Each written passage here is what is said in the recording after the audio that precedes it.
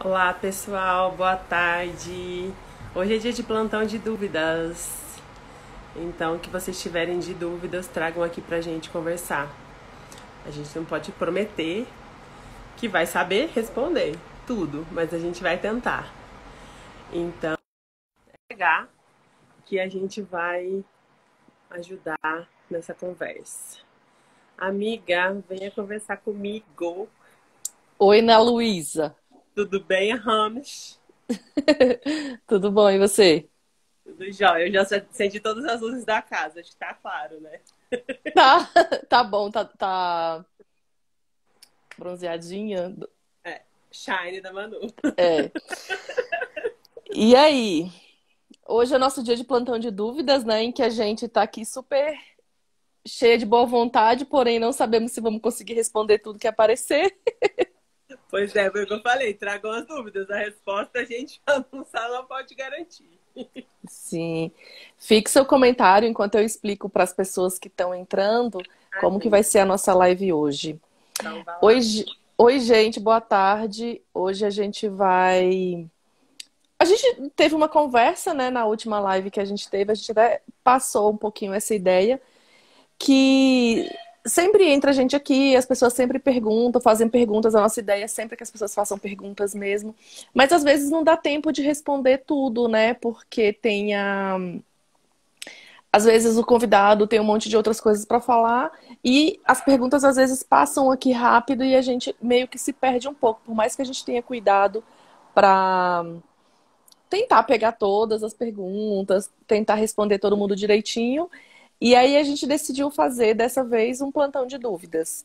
Então, vocês vão fazendo a demanda pra gente, né? Vão fazendo as perguntas e a gente vai respondendo. Então, na verdade, assim, não tem um tema específico, mas o tema é modas, tudo sobre o universo da moda. Então, quem tem interesse de aprender, sei lá, não sei como que funciona o desfile, eu não sei como que é uma produção dentro de uma fábrica, eu não sei como que é o processo de criação. Então, é isso, é ir soltando e colocando as ideias aí e vamos ver o que que acontece, né, Ana? Sim, a gente está ansiosa para saber o que a gente pode falar. A gente já tinha umas perguntas, né, que a gente recebeu lá no na enquete, no Stories, Sim. né? Uhum. E aí a gente já começa a falar sobre elas.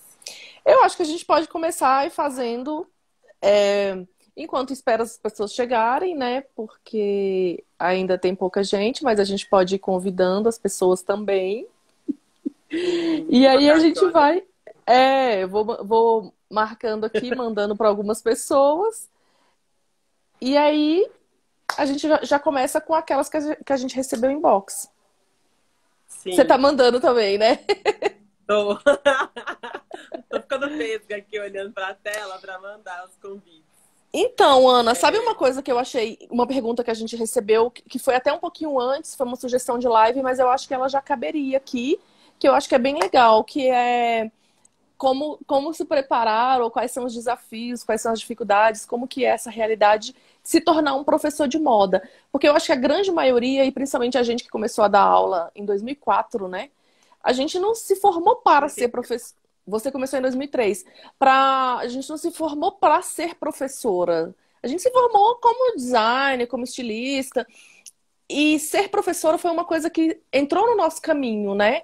Como foi? Você responde primeiro, depois eu respondo. Como que foi a sua experiência? Essa questão de, tipo, ai, meu emprego agora é de professora, eu fui convidada para trabalhar na faculdade. Como que é esse desafio que não foi a nossa formação a princípio? É, quando a gente é criança, a gente tem vários sonhos, né? Até dava aula para os meus primos ali na rua, todo mundo vinha brincar de escolinha. Mas depois que eu fiquei adulta, eu nunca imaginei que eu fosse ser professora, não. Ainda mais na faculdade, né? Que a gente não tem nada muito específico, né? Nenhuma formação leva a uma forma e uma metodologia de ensino dentro do nosso curso, né? Porque acredito que não exista um curso de moda em licenciatura, né? Então, todos são bacharelados, né? Então, o que aconteceu é assim, quando eu recebi a proposta, porque foi meio que isso, né? Abriu uma vaga aqui em Brasília, uma professora minha na época comentou, e eu mandei o e-mail com o meu currículo. E logo em seguida, acho que quem é a doida que quer atravessar o país para dar aula em Brasília num lugar que não tinha nada, e era o primeiro curso de moda, né? E aí eles logo me chamaram para vir. E aí eu falei, vamos lá, né? Eu tinha acabado de defender meu TCC e tinha passado no Arapuro, porque eu morro de vergonha, né? Sou muito tímida. Então foi bastante difícil essa questão de aceitar que eu ia conseguir ficar ali na frente passando um conteúdo, né? Uhum. E aí a minha primeira aula foi assim, como se eu já tivesse nascido para ser professora. Foi muito diferente do TCC. O TCC que eu passei desespero, que eu falei rápido, que eu engoli as palavras. Na minha primeira aula não foi assim.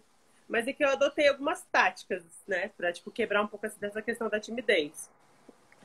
Primeiro eu faço aquela apresentação que todo mundo faz, né? Primeiro dia de aula, quem é você, por que você tá aqui, por que te motiva, né?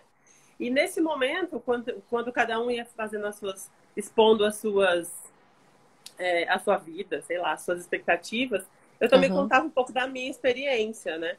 E aí acabava que eu criava uma proximidade diferente com eles. Então, para mim, a melhor coisa é essa, tipo, é tentar criar uma aproximação, porque eu lembro que durante a minha faculdade, os professores que eu mais gostava, que eu mais ia bem nas matérias, que eu mais conseguia entender o conteúdo, eram aqueles que eram mais próximos da gente.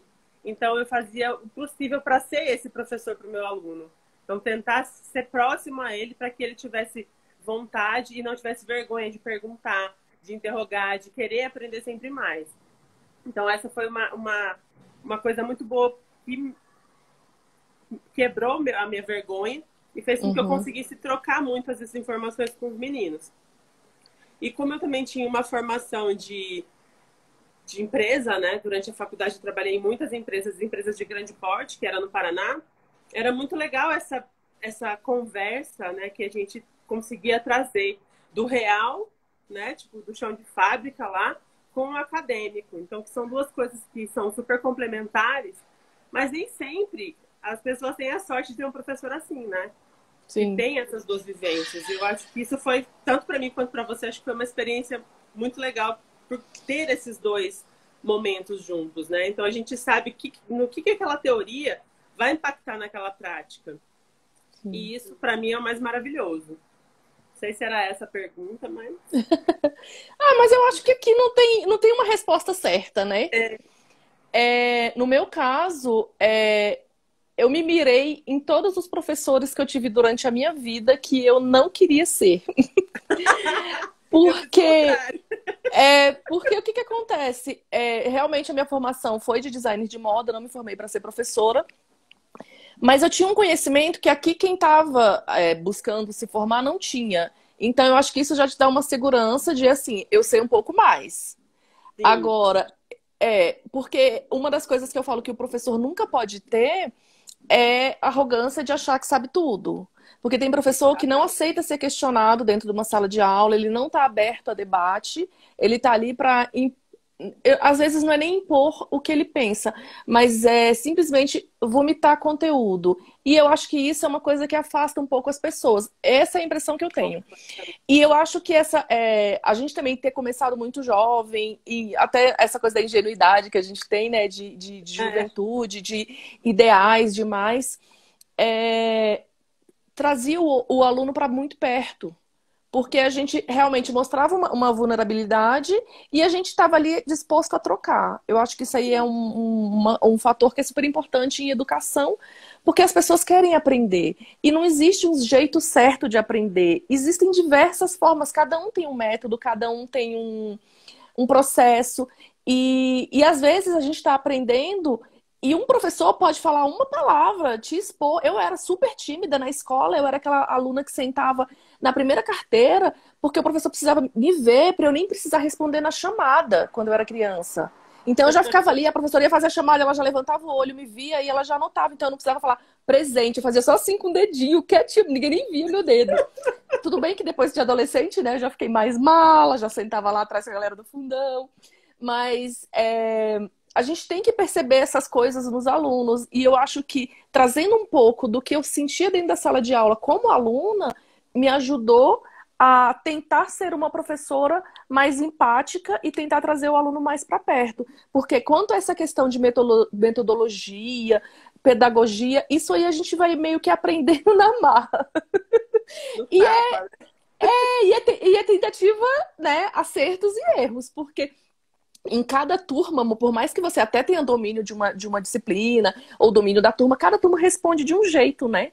A gente costuma sempre falar que cada turma os alunos têm uma dinâmica, tem uma aura, tem uma energia, aquela turma. Então tem turma que super responde para qualquer trabalho que você faça e tem turma que não, que acha tudo chato. E eu sempre tive, eu não vou dizer nem que é o azar, porque para mim sempre foi muito legal, eu sempre gostei de pegar disciplinas que os alunos não gostam. Porque todo mundo que entra na faculdade de moda quer fazer criatividade, quer fazer desenvolvimento de coleções. Também dei aula disso. Igual Mas essa. a minha primeira disciplina foi têxteis, né? Quem que gosta de têxteis? Exato! Só gosta depois que se forma, porque aí fala, putz, preciso, né? Aham. E eu peguei gerência de produção, todo mundo odeia Nossa, isso. Eu peguei gerência de produção, peguei modelagem computadorizada com aluno que não sabia nem ligar computador, porque agora o computador faz parte da vida de todo mundo, né? Mas há um sim. tempinho atrás, e dependendo do poder aquisitivo, não era assim. Então, peguei disciplinas casca grossa que as pessoas não gostavam. Então, tipo, você tinha que rebolar para fazer com que a aula andasse, né? A gente vai aprendendo com o aluno mesmo, né? Não, e tinha aula, por exemplo, você preparava um conteúdo. Tinha turma que você conseguia fazer aquele conteúdo Rapidinho. dar certinho. Tinha turma que ele demorava 2 aulas para conseguir, porque eles tinham bastante dúvida, queriam mais e mais. E tinha turma que ele acabava em meia hora, porque ninguém interagia, ninguém queria aprofundar, né? Então é muito difícil a gente falar que uma metodologia funciona para todo mundo, né? Porque Sim, cada turma tem o seu motivador, tem o seu é, interesse, né? sim. A maioria das turmas que eu tive, por exemplo, na minha época, por exemplo, ninguém gostava de aula de costura. Depois que eu virei professora, as aulas que todos gostavam eram as aulas de costura. Todos assim, generalizando, mas era muito bem aceita, né? E na Sim. minha época, não, ninguém queria ser costureira. Ah, eu quero ser um estilista famoso, né? Sim. Ninguém queria saber de processos, né? Então, E no meu caso, eu me formei com design de moda, minha faculdade realmente a veia é criação, 100% criação. Eu não era uma pessoa de processos de produção, mas na hora de dar aula eu era essa pessoa e eu tinha confecção na mesma época. Então, no final das contas, o que eu vivia, e eu acho que isso foi um diferencial muito bom também, porque essa coisa da vivência, você sabe o que é teoria e você sabe que na prática as coisas funcionam de uma forma diferente, né? Então, tudo que eu lia como teoria, eu aplicava ali na prática, vi o que dava certo e o que não dava certo, e isso virava estudo de casa dentro de sala de aula. Eu acho que isso também foi muito enriquecedor para mim, porque não sou uma pessoa de chão de fábrica, mas fui aprendendo ali com a confecção, com todas essas dificuldades que a gente sabe que fazer moda, ter uma confecção própria, ter uma moda em Brasília, que a gente sabe que não é uma cidade industrial, que é uma cidade que tem toda uma dinâmica diferente. Então, isso foi bem legal mesmo, assim. É uma coisa que eu sempre gosto de colocar na sala de aula também. Já tá aí chegando eu mais tinha. gente, É, Ana, então a gente pode dar uma reforçada. Oi, Nath, eu vi que aí também entrou.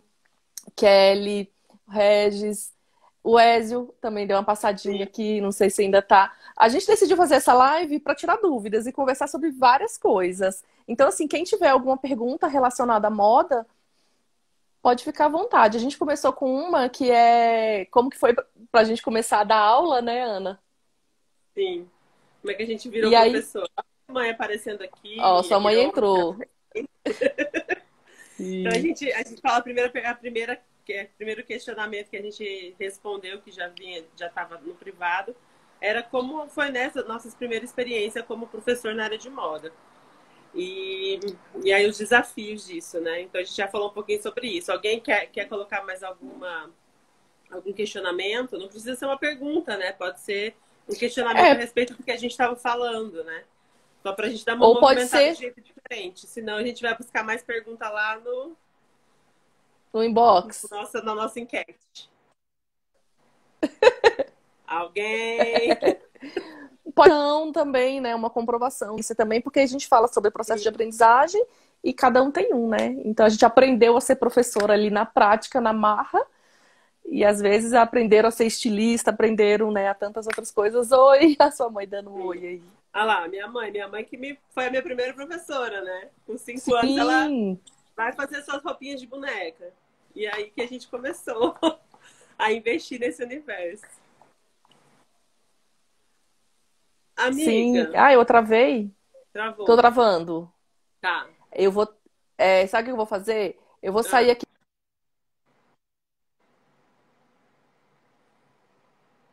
Pode ir seguindo. Eu vou colocar no 4G, que eu te falei que a minha internet estava meio ruim, né? beleza. Eu vou responder a pergunta da Já. Tibéria aqui, que ela perguntou se precisa saber desenhar para ser um designer de moda. Eu vou falar sobre a minha experiência, o que eu acho a respeito disso, porque eu não sei desenhar, né? Então eu consigo expressar a minha o que eu desejo numa peça, numa roupa através do desenho, mas eu não sei desenhar muito. E assim, na minha experiência, quando eu entrei na faculdade por não saber desenhar, e hoje eu sei desenhar um pouco a ponto de me expressar, é o fato de ser uma técnica, né? E tudo que é técnica a gente consegue aprender com suor, com trabalho. Então, a minha professora de desenho sempre falava: você quer aprender a desenhar? Desenha 5 desenhos por dia, que aí você vai aprender a desenhar. Então, foi isso que aconteceu. Eu, durante o processo de desenvolvimento durante o processo de aprendizado, eu acabei me dedicando a aprender aquilo que fazia falta para mim. Então, hoje eu não sou uma desenhista, ilustradora como a Romilda é, que ela desenha pra caramba, mas eu sei desenhar um desenho técnico, um desenho limpo, um desenho que passa informações. Então, eu acho que é isso, Andréia. Não precisa saber desenhar, você pode aprender lá dentro a expressar o que você precisa. Você quer fazer alguma colocação, Holmes? Eu acho que facilita. Não é preciso, né? Não é um requisito assim super necessário, porque na verdade, como a gente fala aqui, as pessoas têm processos de aprendizagens diferentes, mas eu acho que o desenho, ele é uma linguagem que facilita muito. Tem gente que tem dificuldade de se expressar verbalmente, e aí o desenho acaba que ele faz esse caminho, né? Então eu acho que o desenho ele é super importante, sim. E eu acho que quando eu fui fazer faculdade de moda, eu não sabia nada de nada, gente. Eu fiz um curso de corte e costura antes, mas um curso que você faz assim, eu não era uma pessoa muito aplicada, então fiquei sabendo o mínimo, porque no meu pensamento era assim, eu preciso saber um pouquinho de cada para eu chegar lá. Quando a pessoa falar assim, ah, isso aqui é um busto de mulagem, eu vou saber pelo menos o que que é isso. Porque são tantas coisas novas que a gente aprende e com desenho foi a mesma coisa. Inclusive, eu adoro essas coincidências de Brasília, que a gente sempre fala que Brasília é um ovo, porque eu prestei meu vestibular o primeiro ano e minha faculdade é anual, eu não passei. Eu não sabia nada de desenho e eu fui na doida, né? Tipo, fiz. Não deu certo. Aí eu voltei pra cá e fiz curso preparatório de vestibular para arquitetura, que é na MS Desenho, que é o primo da Andrea, que foi meu professor. Então eu Que adoro massa! essas coincidências, porque a Andrea, eu conheci a Andrea dando aula na D1 também, que é professora de desenho, e foi o primo dela que me deu aula. Então, assim, essas coincidências são muito legais. Aí fui fazer a prova, né, claro, com uma outra visão, e ali na minha faculdade existia um pré-requisito de saber desenhar para entrar, ponto, mesmo que fosse o mínimo, Uhum. né? Para entender. E eu entendi isso, que é uma linguagem, o desenho. Então, para algumas pessoas é muito importante. Você, por exemplo, fala que você faz mais o desenho técnico, né? Sim. Eu não gosto do desenho técnico, apesar de saber fazer, mas eu gosto da ilustração de moda. Mas a ilustração de moda eu passo uma outra linguagem, eu passo uma outra mensagem. A roupa nem às vezes nem é o mais importante também, Eu apesar de ser até penso ilustração de fazer uma moda. ilustração, mas ela é muito rígida, ela é muito técnica para Sim, uma ilustração. Eu não consigo muito sim. soltar esse traço. Mas Mas eu acho que, é uma como forma a de gente fala que o expressão desenho. também, né? Exato, como o desenho é uma linguagem, é a forma que você se expressa. Então tem muito a ver com quem você é como pessoa, quem você é como Personalidade, né? arte. Exato. Eu já sou uma pessoa mais do mundo das nuvens, né? Você é técnica, você gosta das coisas tipo assim, vamos fazer, não, não, não. Eu também sou, vamos fazer, mas eu sou de dar o gás, mas eu sou a pessoa de ficar no mundo das ideias. Então, o meu desenho eu acho que reflete muito isso. E talvez por isso eu goste mais do desenho de ilustração de moda do que do Entendi. técnico. Tem uma outra pergunta aqui já, ó. Agora a gente já tem duas perguntas. Tem uma no inbox, tem uma aqui na tela. Oh, A Bruna, que foi nossa aluna também, né? Ela está perguntando assim. Perguntando, não sei se é bem uma pergunta. Ela adoraria saber o tamanho desse mercado hoje no Brasil e no mundo. Esse mercado de moda. Como é que você enxerga esse mercado hoje com tá, tantas transformações que a gente vem sofrendo nos últimos momentos? o tamanho, eu meio que não entendo muito a pergunta, porque assim, o mercado de moda a gente sabe que ele é muito. Sumiu seu som.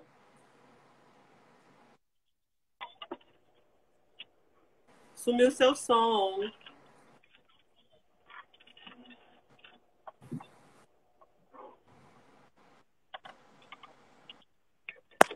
Está me ouvindo?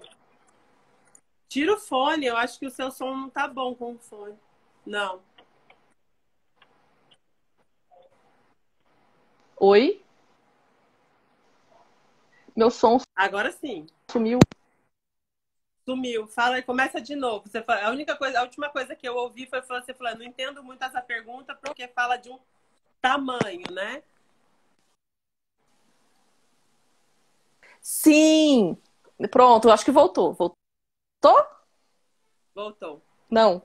Voltou? Voltou. Ai, meu Deus. Gente, essa internet hoje tá de pagode com a nossa cara aqui. Então, essa questão ainda tá mudo. Ah, quero saber a relevância, pessoas envolvidas, PIB. Nossa, Bruna, é muito técnico isso. Eu acho que isso aí é bem para quem estuda isso no dia a dia mesmo, sabe? Mas para economista, eu acho que é uma pergunta bem profunda. Porque a gente sabe que é um mercado bem grande, é um mercado que emprega muita gente e é um mercado que tem várias subdivisões, né? Então tem muita coisa que as pessoas nem têm noção de que faz parte do mundo da moda e ele faz parte. Mas eu achei uma pergunta muito técnica. Agora eu recebi uma mensagem aqui antes, Ana, se você conseguir passar, porque como a minha internet caiu e eu tive que sair, que teve uma pergunta antes da Andrea, do Cláudio. Ah, é mesmo. Deixa eu só falar mais uma coisa, então, já que a gente fez essa pergunta. Complementa. Completando. Então, uma coisa que a gente sabe que ainda é o segundo setor que mais movimenta dinheiro no mundo, né? Porque as pessoas acham que o mercado da moda está simplesmente no fazer roupa, né? E não, ele começa lá na agricultura, ele começa lá na extração do petróleo. Então, assim, é um universo que a gente não consegue mensurar quanto isso é impactante no PIB de uma nação, mas a gente sabe que ele é um dos segundos setores que mais movimenta, né? As últimas pesquisas que eu li dizem que no Brasil realmente é o segundo e ele só perde para a construção civil, né? Então, assim, é um universo muito grande e é importante falar, não falar assim, porque o mundo da moda é fútil. Gente, é muita gente envolvida, não tem como ser só futilidade, né? Tem gente Sim, plantando, tem gente colhendo, tem gente produzindo fio, tem gente produzindo tecido, tem gente produzindo roupa, tem gente vendendo roupa. É um universo infindável, né? É uma coisa que sim. realmente eu, como não tenho esse instinto de mercado, não tenho tanta pesquisa a respeito para responder de uma forma mais dinâmica isso. Mas eu acho que é simplesmente isso. É o segundo setor que mais movimenta dinheiro, isso tem que ser significativo, né, gente? Creio Sim, eu. e apesar de tudo isso que a gente está vivendo, eu não acho que ele pode até ter perdido um pouquinho de força, porque é uma coisa que a gente percebe que em alguns anos muitas empresas fecharam, muitas fiações, tecelagens. Tem gente que quando eu tinha confecção que eu comprava que não existe mais, tecelagens antigas. Então, assim, isso já vem acontecendo há um tempo no Brasil. Lá fora eu não tenho informação mesmo a respeito, não. Até porque são notícias que a gente vai lendo, tipo, dia a dia mesmo, né? Coisas que vão chegando. Sim, Mas eu não tenho dados atuais quanto a isso, porque não é uma coisa realmente muito da minha, da da minha nossa vivência, do alçada. meu, do meu interesse. Deixa eu só responder rapidinho Mas uma é que isso, a. Bruna, que era a resposta, né? Era isso que você tinha perguntado. Acho que era. Qualquer Ela coisa você escreveu lá vai embaixo que era a complementando. vulgarização. Ah, Deixa eu ler a pergunta ó, do Cláudio, então. tá, vai lá. Pode ser? Ou você queria falar alguma Pode, coisa claro. antes? Não, eu só queria complementar, a que a gente tá falando do desenho técnico, que a Nathalie perguntou sobre o desenho técnico, fazem à mão ou o programa como Corel. A Corel, porque é muito mais prático, muito mais agilizado, né? Eu tô travando de novo, gente, não é possível. Tá travado de novo. A sua voz não travou, mas o seu rosto travou. Não, tudo bem, então, É, não tem eu, problema eu não. uso eu uso o Corel Illustrator, dependendo do computador que eu tô. Isso. Bora lá Mas então eu pro prefiro porque Cláudio. dá para fazer banco de dados, né? Então vamos lá. Cláudio pergunta: como desenvolver conteúdos para dar aulas? O material correto para ensinar? Gente, só tem pergunta difícil hoje. Na verdade, tem as diretrizes, né, do curso. cada coordenação meio que passa para a gente quais são. O curso ele tem uma linha que segue, e aí a gente tem as disciplinas que vão ali como auxiliando esse fio condutor. Se é uma faculdade voltada mais para processo, se é uma faculdade mais voltada para criação, se é uma faculdade em que a formação, o que é mais importante, é a modelagem, então a gente vai ter matérias que dão suportes para isso. E aí cada pessoa vai entrando dentro da sua matéria e pesquisando a respeito. Primeiro, acho que sempre a base, né, Ana? Sempre tem essas disciplinas de base, mas a gente tem que estar sempre trazendo para o atual. Porque não Sim. adianta a gente falar sobre um processo que é usado lá não sei quando, no início da industrialização, sendo que hoje a gente já fala de robótica. Então a gente tem que ter disciplina também que tragam para o atual. E esse atual também, mesmo sabendo que existe robótica, existe muita tecnologia, às vezes a gente não tem acesso a isso. Então, contextualizar também com o mercado, com o local, né? Isso é super importante. Exatamente, porque, por exemplo, a gente recebe uma ementa, né? Que é o que diz o que a disciplina vai tratar. E aí quem escolhe a melhor forma de conduzir isso são os professores, né? E a minha forma é assim, eu leio aquelas duas frases, na verdade, né? Que é uma ementa de uma disciplina, e eu traço um panorama de tudo, começo ao fim, de o que o aluno precisa saber dentro daquilo, né? E aí, realmente, buscar tudo isso que a Robert falou, contextualização com o mercado, perfil do curso, perfil do regional onde essa faculdade, esse curso está inserido, né? E assim a gente consegue fazer um panorama. A Romilda tá travando de novo, gente. Tem uma pergunta aqui no inbox do Ézio, que ele fala assim: como vocês trazem o aluno para a realidade do mercado? Voltou, Foi para mim a amiga? pergunta? Oi? Eu li uma pergunta do Ézio que está no inbox, que como a gente Ah, traz o aluno para a realidade do mercado. você quer que eu responda? É porque tinha travado, por isso que eu pedi para você meio que É, repetir. eu Eu, li. eu tô travando o tempo inteiro, né? É, Ah, eu já tudo até perdi bem, as pessoas que gente. entraram aqui. Mas como é que você faz para trazer o aluno para a realidade do mercado? Cara, eu sempre tento falar para as pessoas que elas têm que entender que moda não é só glamour, não é só passarela. Na verdade, essa é uma parte bem pequena.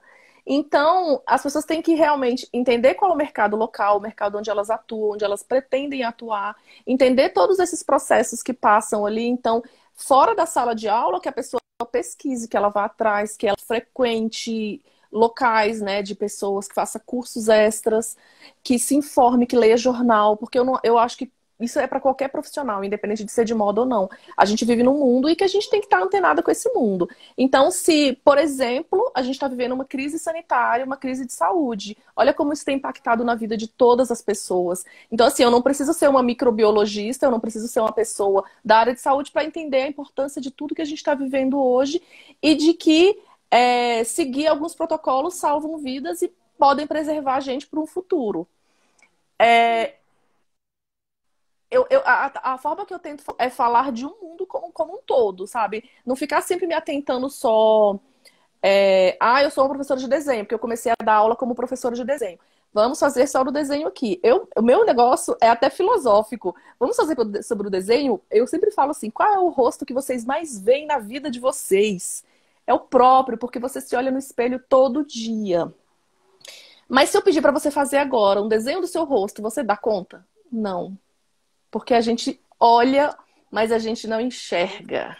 Então a gente tem que aprender a mudar o olhar. Então, para mim, eu acho que tudo, por isso que eu falo que eu gosto muito de moda, porque eu consigo trazer todas as outras coisas que são do meu interesse, como antropologia, como filosofia, como história, que nem era, se tornou interessante para mim depois que eu comecei a estudar moda, para o contexto da moda, né? Então eu tento fazer dessa forma. Eu gosto muito, além disso que você falou, eu também sempre contextualizo, a gente sempre leva uma notícia do que está no jornal para a realidade né, dessas aulas, para que a gente discuta, para que consiga pensar em formas de atender aquele tipo de demanda. Mas eu gosto muito também de fazer uma visita técnica. Toda vez que eu levo o aluno para visita técnica, eles voltam com outro olhar. Aqui em Brasília a gente sabe que é Verdade. bem difícil, mas a gente tenta, a gente ainda tem empresas para fazer essas visitas. Mas eu lembro que no começo que quando a gente começou a D1 aqui em Brasília, a gente fazia visita técnica em Londrina, cara, que era o mercado que eu conhecia, né? Você chegou aí, né, Holmes, com a Sim. gente. Eu Fui, saía fui, daqui, fui ia na. para lá, conhecer fiação, conhecer Sim, tecelagem, conhecer confecção, estamparia, lavanderia. Então, isso traz o aluno muito para uma realidade, porque ele vai ver como aquilo realmente funciona, como é que aquilo sai do papel, né? Apesar de serem uma sim, realidade muito diferente, né? Porque aqui em Brasília a gente não tem uma bagagem industrial tão pesada, mas é uma forma deles enxergarem como isso pode ser, como aquela coisa que a gente vê muito teoricamente pode ser implementada no mercado, né? sim. Eu queria só aproveitar para dar oi para as pessoas que entraram, que eu não tinha visto, porque, gente, eu tô com problemas técnicos aqui, minha internet tá uma meleca. Romildo que não é Romilda, entrou! Nossa piada eterna, Romildo. A Lila, oi Lila. A Eu nem consegui ver, porque eu Rafinha. segurei na próxima pergunta, então eu não tô vendo lá embaixo quem entrou, porque senão eu vou perder a Pois pergunta. é. Sim, a gente acaba se perdendo aqui um pouquinho. Você quer dar mais uma passada para a gente ver? Oi, Cris. A Cris também entrou. Mais alguma pergunta que ficou mais acima? Então, tem outra pergunta do Cláudio. Se a gente já pensou como será a moda no pós-pandemia? Ah, A gente já pensou. a gente pensa o tempo todo, mas a gente não sabe se é real, né? A gente Não, a gente não pensa sabe que o que vai ser, mas a gente pensa. exatamente. A gente pensa nessa questão de tentar agredir menos o meio ambiente, de tentar fazer uma moda que dure mais tempo, que tenha mais consciência, mas é tudo muito instável, né? Sim. Eu penso que é uma coisa das coisas que eu falei que as pessoas começaram a ficar mais dentro de casa. Eu acho que foi numa live aí, em algum lugar que eu falei, que eu acho que as roupas, a tendência vão ser mais confortáveis, né? Porque pra gente ir pra rua, a gente sempre tem essa questão de se montar, né? Colocar um sapato alto, colocar uma roupa assim, assado. Então, às vezes, a gente entra dentro de um molde pra estar na sociedade. E em casa, a gente já tá mais confortável. Tipo, eu tô de shortinho aqui, jamais estaria assim na rua. Eu Então, vi uma tem essas reportagem, questões. eu vi uma reportagem outro dia que em São Paulo mesmo, que a gente sabe que é um centro muito grande de econômico, né? Que 4,4 milhões e 800 mil pessoas não vão voltar para o seu ambiente de trabalho tradicional. Vão continuar 4,8 milhões, cara. É tipo um quarto da cidade. Não vão voltar para o seu ambiente de trabalho. Eu tô falando mais ou menos, que é o que eu Sim. lembro, tá, gente? Eu não sei se esse número é fato, mas eu vi que era muita coisa. E as pessoas não vão voltar para os ambientes corporativos, eles vão trabalhar de casa, né? Então, muitos escritórios fecharam porque não tem necessidade nenhuma da pessoa estar ali, né? Porque se você tem uma demanda e você consegue cumprir essa demanda de qualquer lugar do planeta, tá resolvido, né? Então é isso, é uma moda Sim. que vai dar esse conforto ou não também, né? Às vezes a pessoa vai fazer outras coisas e vai trabalhar em outros momentos, talvez. Ela não vai ter, às vezes não vai ter horário, né? Às vezes ela tem demandas, e essa demanda ela prefere fazer de madrugada e durante o dia praticar um esporte, sei lá. Então tem, mas eu acho que está muito voltado para essa questão do conforto mesmo, né? Sim, e uma coisa que eu acho super importante e espero que realmente aconteça é que diminua essa questão do fast fashion, que as pessoas realmente comprem de quem elas conhecem, saibam a origem do produto, comprem local. E aí a gente diminui um pouco essa lógica que já existia, que é uma das lógicas que destrói o mundo, né?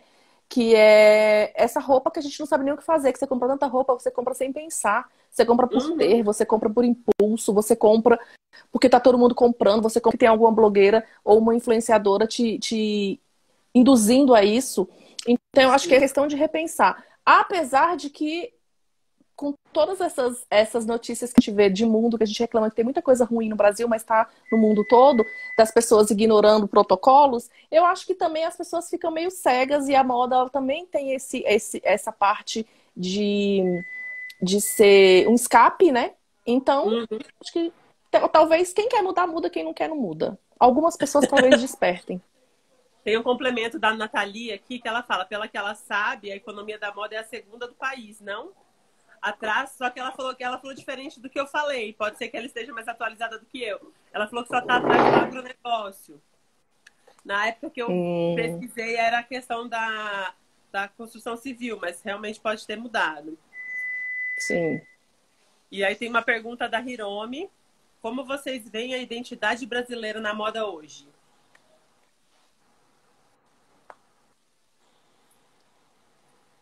Pode responder. Sempre que a gente não sabe muito bem, a gente empurra pra outra. Eu Não, não sei eu. responder. Começa aí que eu Exato. Sabe o que que acontece, Andréia? Eu tive uma época que eu saí da moda, né? Então eu fiquei 5 anos afastada da moda e eu me alienei mesma, eu não tinha interesse. Antes eu era super interessada em semanas de moda que tinham no Brasil, todas que tinham. E eu meio que me alienei. E às vezes chegam coisas que eu acho um pouco mais interessante, mas eu acho que isso é uma coisa que sempre foi necessária, eu acho que cada vez mais, com essa história de globalização, que todo mundo copia o que vem de fora, a gente tem que ter uma identidade nacional, né? Tem que ter um trabalho que tenha uma pegada que fale de tradições, que fale de onde a gente vive, que fale da gente, do que a gente gosta, porque a gente é tão rico culturalmente, a gente tem tanta coisa incrível no Brasil. Tem algumas marcas, sim, mas eu te confesso que eu não tenho muita informação, não. Inclusive, eu até pesquiso mais. Mas, assim, eu pesquiso mais artistas plásticos, mais outras coisas do que a galera da moda mesmo. Porque eu tenho um pouco de preguiça desse mundo da moda, gente. Eu gosto muito de criação, mas, assim, eu acho que eu já passei um pouco dessa fase de interesse em estar vendo semana de moda e estar sabendo quem são os novos criadores, sabe? Então, eu meio que tô um zero à esquerda nesse sentido. eu Mas também se não vocês curto souberem muito essa pessoas questão. interessantes aqui, podem comentar pra gente ir falando, né? É o que Eu lembro que. Oi? Fala. Não, pode falar. Não, o que eu acho que acaba que dando um pouco dessa cara para a moda brasileira não vai ser muito uma cara brasileira, porque a gente é muito grande, né? Não tem como a gente falar assim, olha, a moda brasileira é produzida em São Paulo. Não, não dá. Porque tem informações, tem essa questão do regionalismo muito forte, né? Que também influencia no gosto das pessoas que vão consumir essa moda. Né? Então é muito Uhum, difícil falar uma moda brasileira, porque eu acho que a gente tem muitas culturas diferentes dentro do nosso país, né? Então eu acho que está muito quando a gente fala que a gente tem que voltar para essa questão do local, eu acho que é importante também a gente valorizar o que cada região tem de informação para essa moda, né? Quando eu vim para Brasília, o que eu percebi muito aqui é que o pessoal focava muito nos trabalhos artesanais de bordado. Então, uma roupa, uma moda com cara de Brasília tinha muita bagagem desses bordados, porque tem muitas comunidades que trabalham e desenvolvem excelentes bordados, né? E aí, cada lugar tem um saber que a gente não pode abandonar na hora de construir uma identidade nacional para essa moda que não é nacional, que, na minha opinião, é regional. sim. Só complementando aqui aquela história que eu tinha falado, né? Que eu acho que as pessoas não vão mudar. O Romildo também colocou, acho difícil as pessoas mudarem. A Renner acabou de inaugurar uma loja de mais de 1.000 metros quadrados no aeroporto de Guarulhos. Caramba. A Luz Ai, também colocou, eu não acredito na mudança muito radical, só que mais pessoas vão despertar para o local responsável. Sim, é. Tem pode. mais alguma coisa sobre esse mesmo assunto? Porque aí eu vou fazer a próxima pergunta que está aqui em cima, que não é desse assunto. Tá, então peraí. Porque a Eu Rafinha estou comentou do parada na Sávio. pergunta para não perder. Tá, ela falou do Sávio Drill, né? Ronaldo Frago, Romildo colocou. O Ezio colocou. Eu não busco mais essa questão de identidade brasileira. Desisti. Te entendo perfeitamente. Um outro dia vi uma modelo com canga comprida e o texto falava preferência da brasileira. Bem isso. De qual brasileira essa opção? Eu olho para designs e quem tem trabalho autoral. Sim, eu queria até também chamar um pouquinho, e acho que vão voltar com mais gás. Queria até chamar a atenção também, porque a Bispo está aqui, né? Ela tem um trabalho bonito de renda filé, de bordado. Então, eu acredito muito nos artesãos, né? Eu acho que essa troca, né? Sempre manga comprida, eu falei canga, desculpa, velho. Falei errado, eu leio errado, vocês estão vendo que a pessoa, né? Então eu acho que assim, que tem trabalhos interessantes, tem essa questão das pessoas juntarem trabalhos, né, fazerem essas colaborações. Eu acho que isso é muito legal. A Nathalie colocou, nossa identidade é híbrida, como dizia a Doroteia Pires. E eu acho que é isso, é uma fusão, né, de todas as regiões e de pessoas que estão dispostas a trabalhar por uma coisa em comum. Sim. Volta na tua pergunta. Então, a Ana Paula perguntou assim, sobre ficha técnica. Não perguntou, não, ela colocou. Sobre ficha técnica. Precisamos pensar sobre terminologia do vestuário em outros idiomas. Muitas vezes, precisamos mandar a produção para outros países. Isso vem forte, né, gente? A gente está cada vez mais internacionalizando a nossa produção para países que cobram mais barato. É um problema também, né? Mas eu acho que a gente precisava tentar universalizar mesmo esses termos de técnicos de vestuário por causa disso. E muitas vezes aqui dentro do Brasil mesmo é difícil a gente conseguir padronizar isso, né? Eu falo uma coisa que às vezes os meus alunos aqui nunca ouviram falar, e aí eu fui dar aula em São Paulo e falei umas coisas que lá também não ouviram. Então, assim, é muito difícil a gente estabelecer realmente isso. A gente não tem, né, uma coisa muito regrada sobre isso. O que você pensa? Não. Não, eu acho que é isso mesmo. Assim como o Brasil é muito plural, é muito diverso e a gente tem corpos diferentes, a gente tem que olhar realmente para essas. De onde vem essa roupa? Então, assim, eu moro no Sul, vou comprar uma roupa do Nordeste. Eu tenho que me atentar para essa modelagem, para essa linguagem. Eu acho isso incrível, eu acho rico e a questão da industrialização, ela é muito complexa, a gente sabe disso, né? Porque acaba que cada marca cria sua tabela de medidas. E então, assim, padronizar eu não acredito nisso. Como a gente já fez a live sobre novas tecnologias e sobre modelagem, como é que é? Zero waste. Eu acho que essa é uma solução de tamanhos, mas é um público também muito específico. Isso não é voltado para a grande massa, né? Tem gente que nem chega nisso, né? São informações, são acessos diferentes. Então, eu gosto muito da moda nessa questão de que são muitos universos dentro de um universo gigantesco e cada um vai atrás do que tem interesse, do que gosta mais. Então, assim, eu gosto de uma moda regional, massa, tem espaço para mim. Eu gosto de uma moda mais universal, que tem uma linguagem mais cosmopolita, uma linguagem que eu posso estar usando essa roupa, eu comprei no Brasil, eu comprei em Nova York. Tem o seu lugar, né? Então, assim, eu acho que é isso que é legal na moda. E é isso que é legal a gente ir atrás de informação, porque a gente vai conhecendo cada vez mais, né, essas modas. Essas modas. Complementando aqui uma pergunta uma pergunta que a gente respondeu há um tempinho atrás sobre como trazer o aluno para o mercado, a Ana Paula falou que ela gosta de convidar profissionais para conversar com os alunos, que também é uma ótima, né, para complementar essa questão da visita técnica. Aí a Luz Weber falou que ela foi conhecer a fábrica da Círculo em Gaspar, Santa Catarina, e achou incrível. Realmente é uma forma de trazer, né, o mercado. A Rafinha falou da Fenite também, que é uma coisa bem legal. E a gente chegou aqui numa mensagem da Minha Nossa, que é para a gente falar um pouquinho de moda circular e sustentável. Não é para a gente falar um pouquinho, não. Eu acredito que seja o complemento da moda pós-pandemia. E o futuro da moda. Eu acho que é uma moda circular e sustentável, porque a gente já falou, né? De moda circular e sustentável. Sim. A Ana Paula falou também que colocar sutiã só para sair na rua também pode ser, num momento pós-pandemia. A Maria falou que é uma roupa mais confortável, vai pegar mais. A Marina falou de novo que você pode substituir o fast fashion pelo aluguel, por exemplo, que é um momento do pós-pandemia. Sim. O que mais? Esse acho que você já começou a ler lá por baixo, né? As questões. Que está falando aqui do Ézio. Muito ruim. Tá mesmo.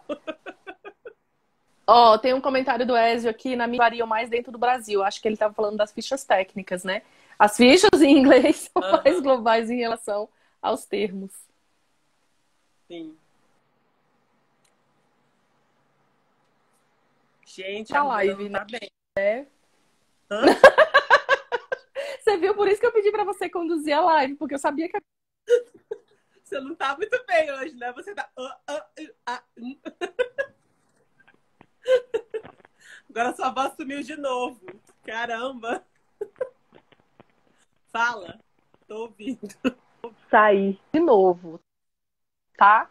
Eu volto daqui a pouco. Vou tentar Voltou, resolver essa voltou. internet. Fica aí, Enquanto. que agora voltou. Não, eu queria saber que horas são, porque a gente não tá se guiando hoje. Eu não faço a menor Já são ideia. 5 Pra e gente saber 2. tempo. 5 e 2. Tá, A sua irmã tá falando pra você tá colocar bom. no 4G aqui, Você fez mas alguma acho que ela já pergunta? Já colocou. tá, rapaz, já tá! Não, não.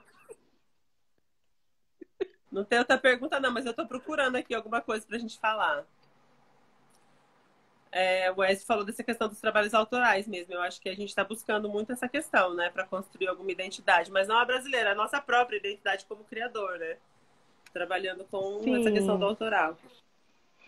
Sim, porque quando a gente fala de identidade brasileira, nós somos brasileiros. Então a gente tem que saber quem somos, o que a gente tem. Não é fazer uma moda regional com uma identidade que eu digo assim, essa coisa que o povo fala para inglês ver, que todo mundo É, identifica o que que é. Ah, eu sou brasileira, que ela só podia ser brasileira, que aquilo é a cara dos brasileiros. Não, não é isso. Mas eu acho que é muito importante para o criador saber quem ele é, para ele não estar copiando, para ele saber a linguagem que ele vai usar, porque você pode trazer referências super atuais e modernas e manter a sua linguagem, e criar uma linguagem própria, né? Eu acho que é meio que isso que ele tenta fazer e faz. e nessa questão do regionalismo também a gente tem que saber, tem que cuidar também, né? Porque é o que a gente sempre fala, né? O artesanato pelo artesanato não é legal. Ele é legal quando ele é uma coisa pensada, quando ele é uma coisa estruturada, quando ele é uma coisa experimentada, para que ele seja melhor cada vez, né? Porque a gente pegar um Sim. artesanato que não tem um pensamento, ele não leva ninguém a lugar nenhum, né? Porque as pessoas não têm desejo de consumir, o mercado não funciona, não tira aquela pessoa de condições, não coloca aquela pessoa que produz o artesanato em condições melhores, né? Sim, é o Ezio aqui. Esse papo é muito São Paulo Fashion Week 2006. A gente é vintage, garoto. É, A Rafinha colocou sobre identidade brasileira, tem um projeto fora. É muito legal. Um coletivo de São Paulo que quer fazer brasilidade. Vale a pena acompanhar o Instagram deles. Boa dica, Rafa. Rafaela também sempre dando aula pra gente aqui, a hein? Rafa é mega, mega atualizada. A Rafa é a mais atualizada aqui Muito. desse circuito. Ai, ai. Ô, Ézio, eu entrei na faculdade de moda no século passado, meu filho. Como é que você quer que eu esteja tão atualizada assim? Olha só, o Romildo fez a Brincadeira. melhor pergunta do dia. Eu Nossa, quero uma dica de como ficar rico com a moda. Eu também quero, eu também tô Romildo. aqui esperando. Era essa pergunta que a gente queria. Era essa resposta que a gente queria para qualquer pergunta, né? Sim, e na verdade nós somos, toda a nossa comunidade que está aqui, que sempre está aqui com a gente, nós somos muito ricos de conhecimento, porque a gente está sempre trocando. Então isso aí a gente é, ó, rico, rico, rico. Exatamente. A gente A gente só tá. não é rico de dinheiro, mas a gente de boas intenções e de papo furado também. Muito. O Wes falou que a Rafa é nerdona. Bem isso, a Rafa é É nerdona. mesmo. Gente, o que a gente tinha para falar? Alguma coisa que a gente tinha anotado pra gente falar, que a gente não falou? Vixe Maria. O Wes colocou aqui trabalho escravo. É, só assim que se fica rico mesmo, explorando os outros, né, Ézio? Mas aí é realmente que não é o caso aqui, né? Que eu tô falando, essa comunidade que a gente tem, todo mundo que trabalha com moda aqui tá sempre na correria, naquela loucura, porque faz por amor, por paixão mesmo. Porque a gente sabe realmente qual é o mecanismo e eu acho que ninguém está disposto a pagar esse preço, né? Tá aqui uma pergunta sobre TCC e o bordado, de linhas sem pedrarias ou pedra preciosa. Seria bem-vindo na alta costura? Pergunta do Cláudio. Isso Ana, já você é é bem-vindo na mais. alta costura, né? Porque a alta Uhum. costura, a gente não tem alta costura no Brasil, né? A gente tem algo que pode se assemelhar. Ou que tenha intenção. Mas não temos. Então, a gente não pode falar se seria bem-vindo, mas a gente sabe que ela é muito bem-vinda no mundo. Se você pegar. A Rafa mesmo adiciona lá no nosso grupinho do Facebook sobre têxteis. vários videozinhos de marcas de alta costura, né? Dior, enfim, outras, fazendo altos trabalhos de bordado manual. Realmente ele é o mais bem-vindo na alta costura, né? Não tem nem como questionar. Porque máquina na alta costura não existe, né? E não deveria, pelo menos, existir. É que o pessoal falou que é rica de... A Nathalie falou que é rica de conhecimento. Isso. E Amiga, nunca é fala uma coisa. suficiente. Sabe o que eu queria que você falasse um pouquinho? Que muita gente tem dúvida e que a gente Ah. anotou lá naquelas perguntas que a gente pegou, que é o greenwashing. Explica um pouquinho o que é, porque eu acho que tem gente que não tem muita noção do que é. Sim. Na verdade, A gente tem 10 minutinhos. A gente sempre comenta aqui, né, Ana, que as nossas lives, elas têm esse intuito sempre de educar, de trazer para a questão do consumo consciente, porque a gente sabe que a moda realmente pode levar a gente por um caminho bem complicado, mas que a partir do momento que a gente recebe informações, a gente começa a repensar esse consumo, começa a se preocupar com quem produz as roupas, a se preocupar com toda a cadeia, se é um trabalho justo, que se as pessoas recebem o suficiente para viver, para ter uma dignidade, né? Então, de vez em quando aparecem alguns termos que fazem uma maquiagem, que greenwashing faz isso, né? É uma maquiagem verde. É como a Coca-Cola fazia aquele rótulo dela verde.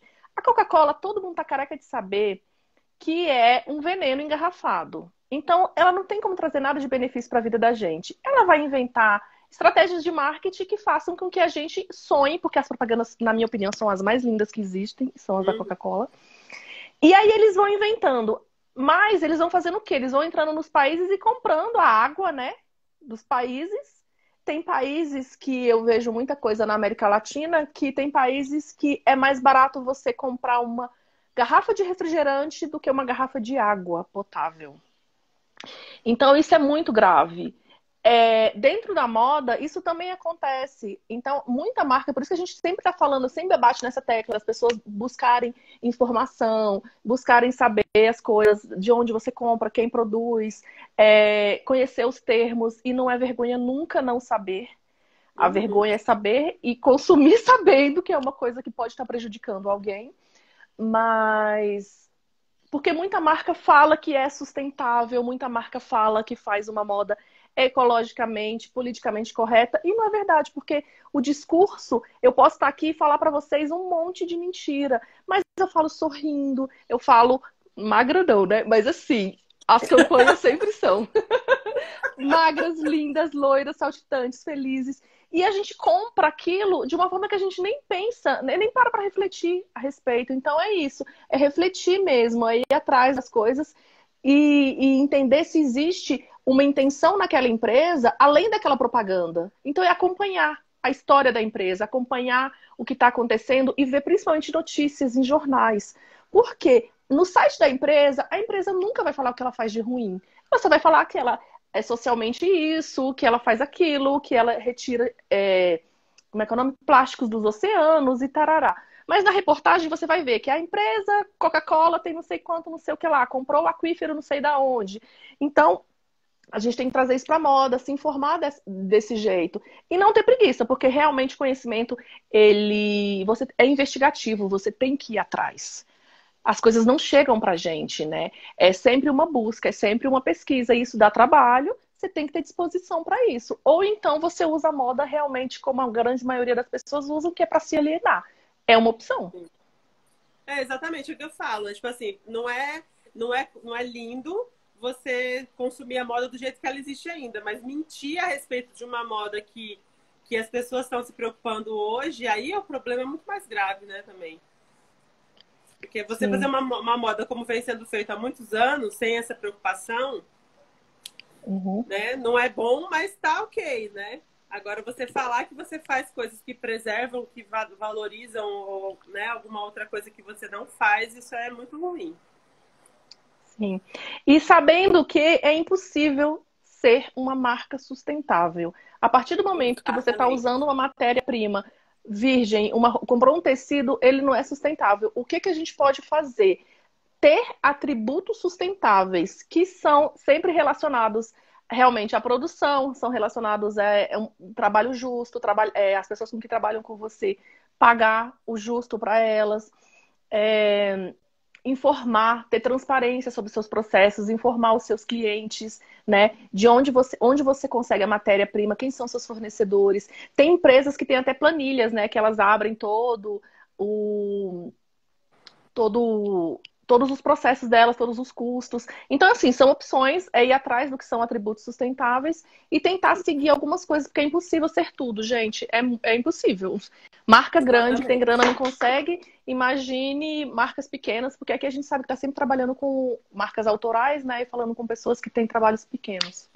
O importante é a gente tentar minimizar o quanto a gente puder de impacto, né?